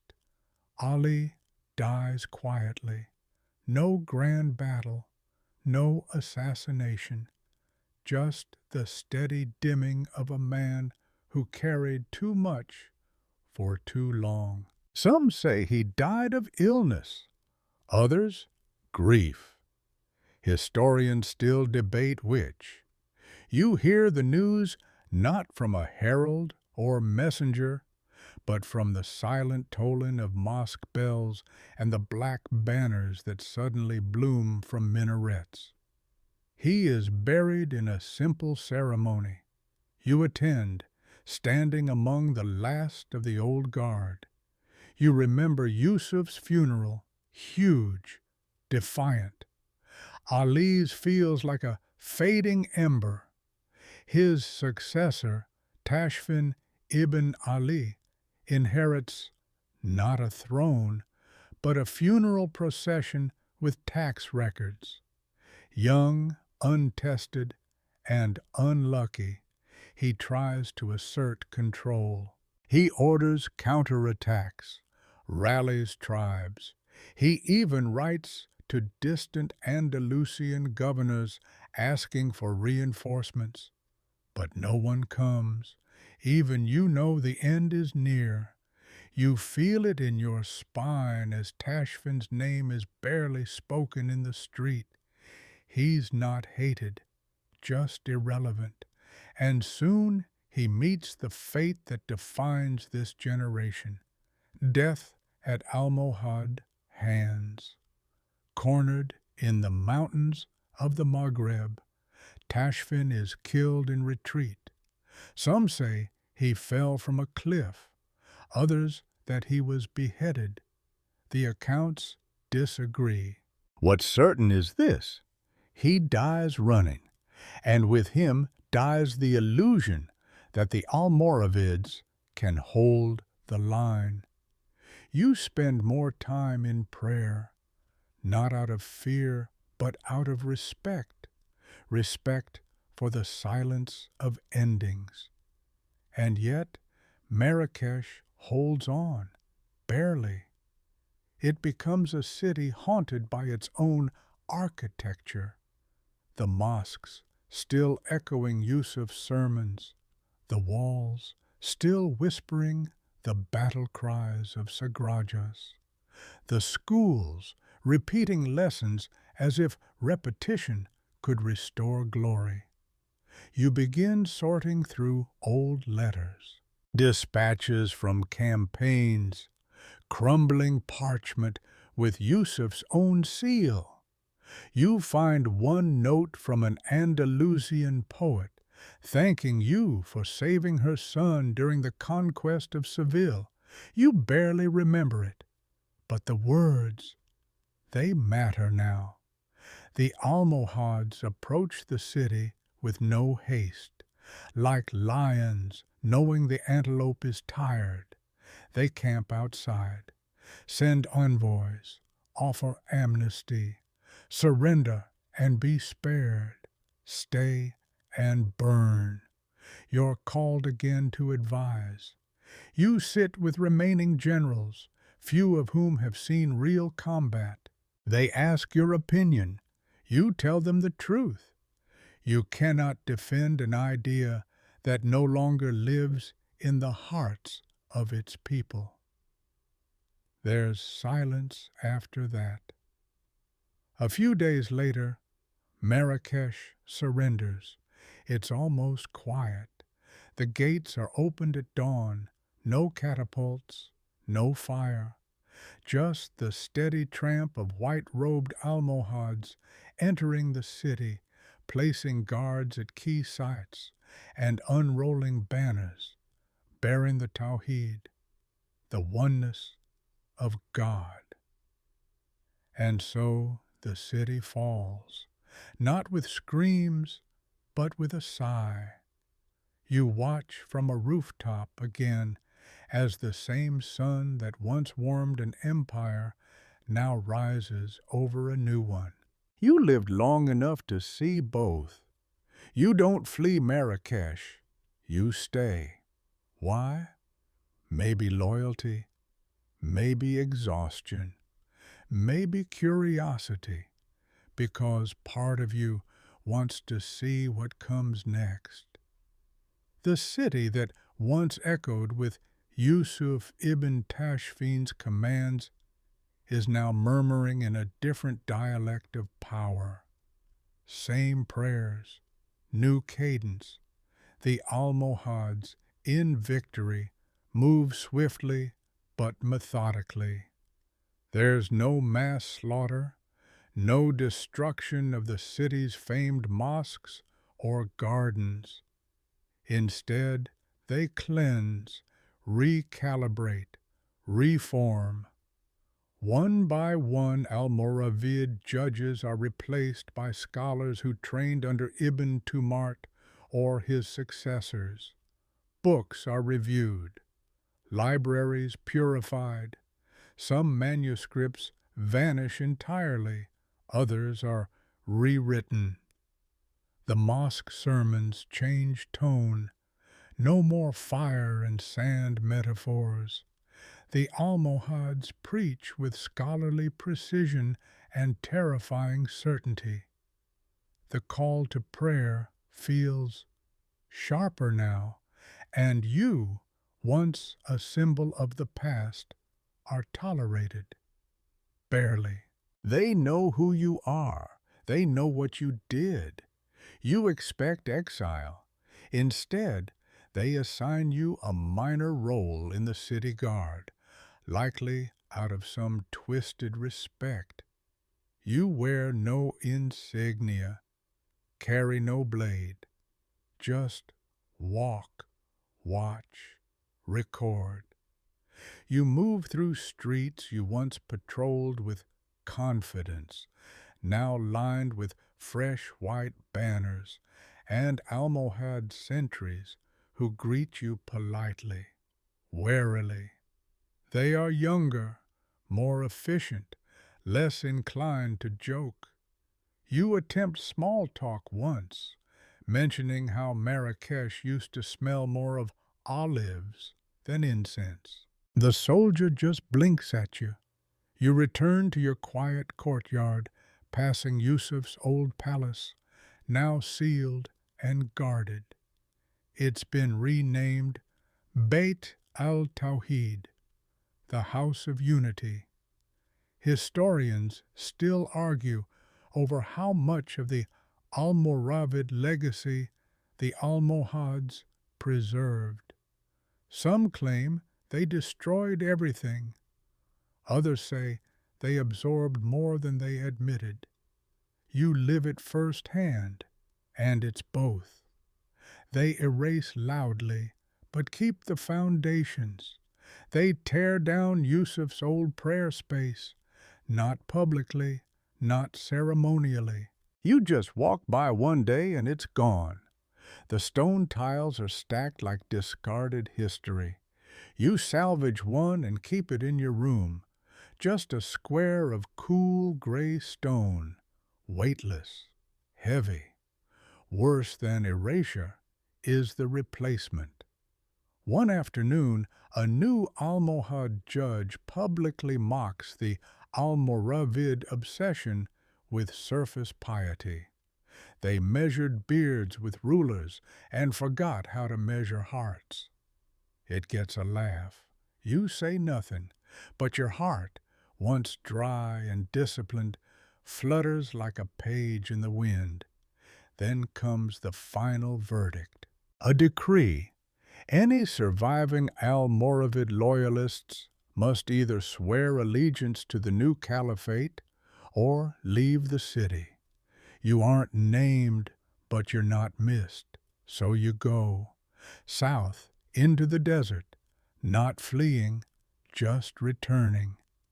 You join a caravan headed for the Draa Valley, your birthplace, hoping to find stillness where it all began. The other travelers are silent at first. When they ask who you are, you say only, "A witness." The journey is slow, beautiful, painful. You see old oases where you once camped with Yusuf's army, empty now, or populated with traders too young to know the name Almoravid. In Tamnugalt, you rest under palm trees older than Marrakesh itself. A boy asks if you're the one who used to ride with the emir who wore black. You nod. He asks if that man really prayed in the middle of battle. Yes, you say. Was he a saint? The boy whispers. No, you reply. He was a man who believed hard enough to change the world. Once. The boy doesn't understand. That's fine. Some things aren't meant to be grasped, only carried. The desert soothes you. You wake with the sun, sleep with the stars, walk under skies that look unchanged since Yusuf's time. You no longer recite poetry aloud, but it flows through you. Lines about loyalty, sand, time, the kind of lines that never make it into books, but linger in bones. One night you dream of Sagrajas, not the blood, not the chaos, just the moment before the charge, when everything was possible and the world felt briefly still. You wake with tears in your beard and dust in your mouth. The desert reclaims you slowly, not in death, not yet, but in spirit. Out here, far from Marrakesh, far from the marble halls and minaret politics, your past feels like a distant mirage. You no longer carry a sword. You no longer wear the black. What you carry now is a small pouch of dates, a worn Quran, and the silence of things left unsaid. You take up residence in a Kaisar, a fortified village near the river valley. The locals are kind. They know who you are, or at least what you were. The elders nod when you pass. The children point. Some of them call you Grandfather Mujahid, though none of them have seen you fight. That life has faded into legend, and you're content to let it stay there. Here, your days are simple. You fetch water. You tend goats. You mend roofs when the wind breaks the thatching. You pray at dawn and dusk, not out of obligation, but rhythm. There's no court, no council, no whispered coup, just the wind and the tamarisks and the scent of roasted barley. And yet, even here, the Almohads arrive. One day a rider appears in the village square, alone, dust-caked, calm. He greets the elders, exchanges pleasantries, and then unrolls a parchment, a new decree. All religious teaching in the region must follow the Almohad interpretation. All preachers must be certified. All private schools must register. It's polite, firm, unquestioning. You say nothing. But that evening an elder finds you sitting by the irrigation canal and asks, "Is it true that they say only they can know God?" You stare at the reflection in the water. "No one owns God," you murmur, "but many will try." The elder smiles. He's heard that before, from someone else. Probably a Sufi poet long banned in Marrakesh. Historians still argue whether the Almohads improved life in the rural south. Their roads were better, their schools more regulated, but their grip was tight, unforgiving, especially on memory. You keep your silence. You're not trying to resist. You're not trying to stir rebellion. But when the village boys gather in the evenings to learn letters and prayers, they ask you to teach. And slowly, without a decree, without a title, you become their memory keeper. You don't talk about Yusuf often. When you do, it's not about battles. You tell them how he once refused to build a palace until every village mosque had clean water. You tell them how he slept on a wool mat and washed his own sandals, how he said no to more gold than most kings ever see. They listen, wide-eyed, silent, and when they ask why he lost, you pause. You stir the coals of the fire, then say, "He didn't lose. He finished?" Because that's how it feels now. The Almoravid dream didn't shatter. It concluded, like a caravan reaching its destination only to realize the map keeps going. You still dream sometimes, not of war, but of the before, the dusty tents, the first Quranic recitations under stars, the thud of hooves on sand as Yusuf gave his first speech. That man, austere and blazing, who didn't want to rule, but had to. One night, you sit alone on a dune outside the Caesar. The moon hangs low. The dunes look like sleeping lions. You speak aloud for the first time in weeks. "We thought we could hold the world still with faith. But the world is wind. It moves. No one hears you, just the stars." But that's enough.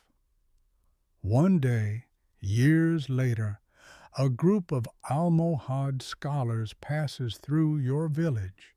They're young, composed, traveling under banners marked with calligraphy so perfect it looks printed. They speak with precision. They ask questions politely but firmly. One carries a thick ledger, another a satchel of theological texts. The eldest among them, barely 30, calls himself a corrector of belief. They've come to assess the religious practices of the KSR. The villagers are nervous. They look to you. You, the old man with the quiet eyes and the reputation for remembering. The scholars observe Friday prayer. They listen to the imam, measure the lines of the calligraphy on the walls, and review the school's reading list. The children, bless them, hide your hand-copied poems in the clay jars behind the well. The corrector finds you sitting beneath an argan tree, sun bleeding through the branches like gold paint on old parchment. He knows who you are. You can see it in the way he pauses before speaking. You've become a quiet rumor in their ranks, the Almoravid who stayed. I've read of you, he says softly, sitting beside you without permission. You were one of Yusuf's riders. You fought at Sagrajas. You nod. He waits, expecting a lecture, a protest, a defense of the old ways. Instead, you say, Sagrajas was loud, but what came after was harder. He doesn't respond right away. He fingers the corner of his robe, then asks, Do you believe we have gone too far? You smile just a little.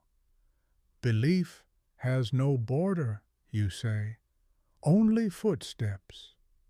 Historians still debate whether these Almohad inspections were acts of intellectual rigor or ideological control.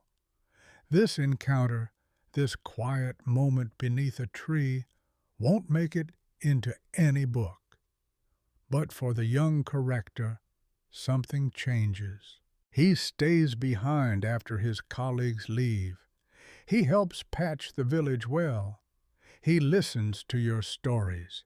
He even admits one night that he's tired.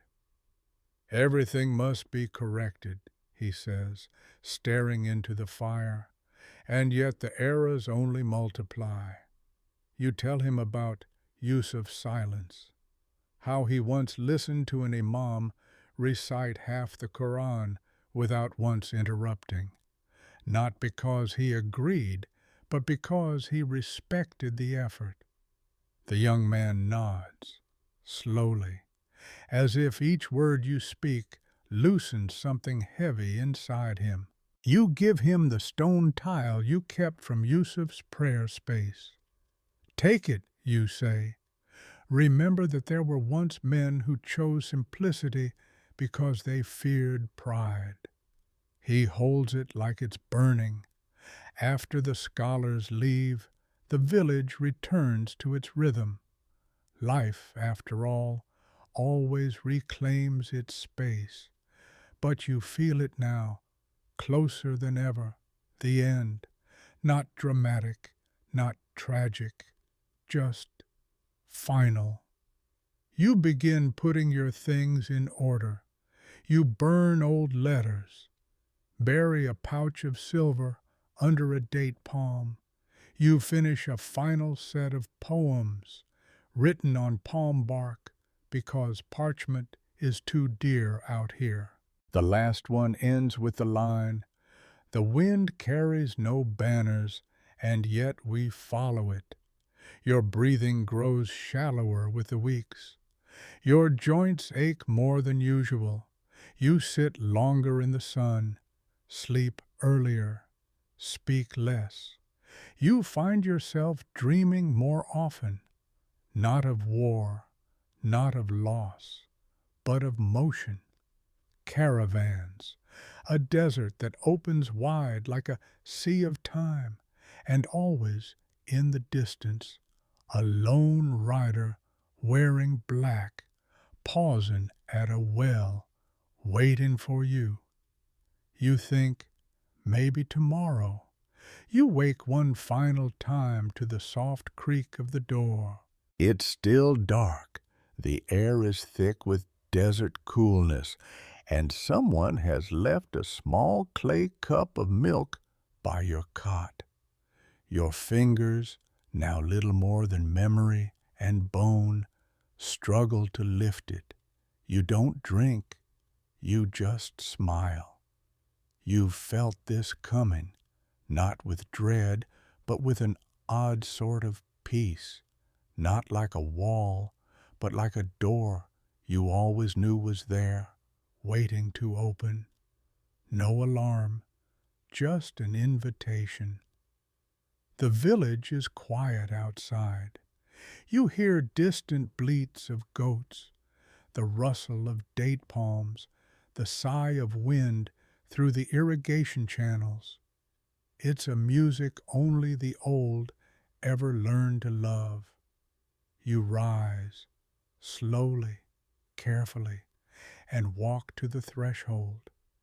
Your knees protest, your back tightens, but you stand.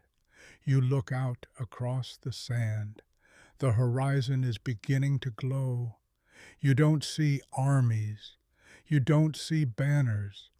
What you see is the desert, vast, endless, indifferent. The same desert that watched Yusuf rise and fall.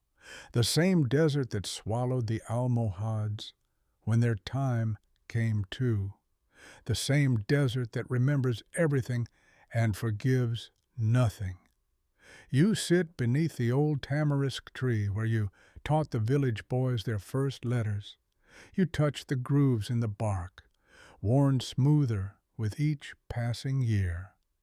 It feels familiar, like prayer beads, like old armor. You close your eyes, not out of weariness, but to listen to Yusuf's voice, quiet and steady in memory. If the world turns away, we turn to God. To Ali's trembling whisper, sitting in council, we are fighting a future that believes itself righteous. To your own voice, now a whisper, we lived, we tried, we remembered, and that's what remains. Because empires are born, burn, and vanish like breath on glass. But memory lingers in corners, in footnotes, in cracked tiles buried under new stone. You, the last whisper of an age gone silent, exhale one final time. The wind carries it across the dunes where no name lasts, but stories do. And now, slowly, gently, we let the dunes settle. You lie there, not in grandeur, not in battle, but in stillness, as the world you once shaped moves on without you. The sky glows peach and silver, the same sky that watched the rise of Yusuf, the fall of cities, the shaping of faith and sword and dream.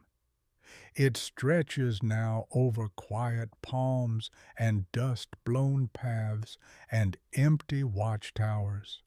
Time, always patient, always listening, folds your memory into its pages. The Almoravids are gone. The Almohads, too, will pass.